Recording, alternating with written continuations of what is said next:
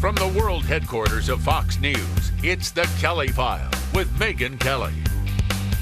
Developing tonight, a brand new analysis from BuzzFeed News has found that in the months leading up to the U.S. election, bogus election news stories generated more engagement on Facebook than top real stories. Now, some on the left are claiming that fake news contributed to the outcome of the race, and President Obama is warning about living in an age of misinformation. There's so much active misinformation, and it's packaged very well, and it looks the same when you see it on a Facebook page or you turn on your television. If everything seems to be the same and no distinctions are made, then we won't know what to protect.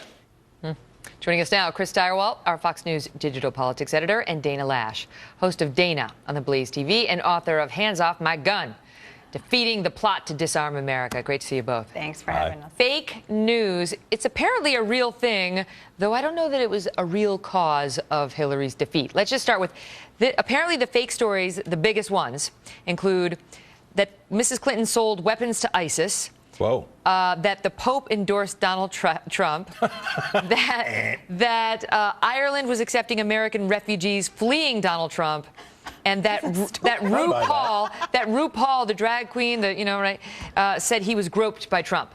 Well, that RuPaul story, I tell you what, right there, that probably moved a lot of needles. No, there was some story. Don't say that. There was some story where... No, seriously, let's be... Okay, there was some story where it was... it was Media Research Center, and they discovered that about 8% of voters...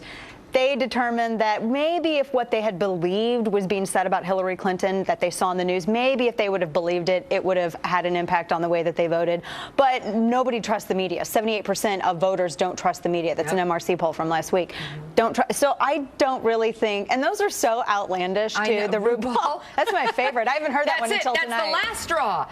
Stirewalt, fake news, I guess, could be potentially a problem. Yeah. What seemed to be the bigger issue in this election was real news that was completely ignored by a lot of people for one reason or another. Well, look. On both sides. The sustained attack on the press. So we earned it in a large part. The broken faith with the American people by dishonest reporting, heavily biased reporting, passing itself off as objective journalism.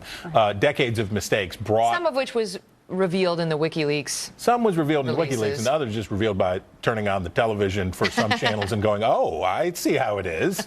So all of these decades of misconduct laid open the door in 2016 that you had both campaigns, particularly Donald Trump, waging war against the press. Hillary Clinton says, it's because of the coverage of my emails that I'm in trouble. It's like, actually, it's because of the emails that you're in trouble. Right. And then Donald Trump, of course, with a all-out Anzio beachhead attack on the press. CNN sucks. CNN sucks. Disgusting, I think, was his favorite. Rage and hate against the press. So he ran against the press, and Clinton did to a degree, too. Yeah, he skull-stomped the press.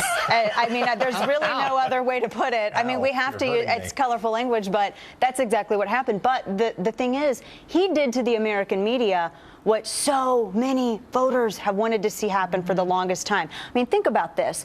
Back in 2010, even before that, back in 2008, if you didn't vote for Barack Obama, then maybe you have some racist tendencies. That's how this started. And then in 2010, right before the Unaffordable Health Care Act was passed, there was the whole story of congressional members that were spit on by Tea Party demonstrators in Washington, D.C. There was zero proof of this. Right. It was a made-up story. Nothing was confirmed. And it kept going and going and going, and the stories got more and more outrageous. This wasn't a left-leaning website. It wasn't a right-leaning website that was doing this. This was major network news that was doing this.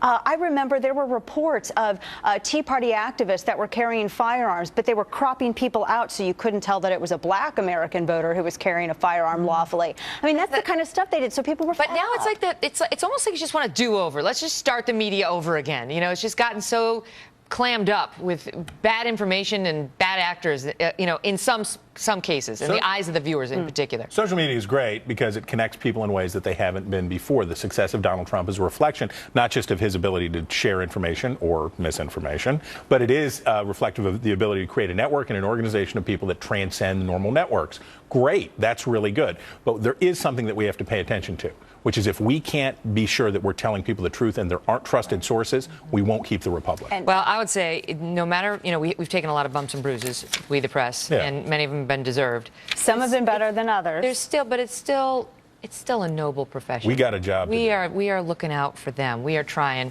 There are a lot of great journalists who give up a lot and who work very hard, usually for very little money, to bring you the best information they can. Great to see you both. Thank you, Megan. So Lena Dunham, Tom Hanks, and Brian Kilmeade. Only one of them is here. Next.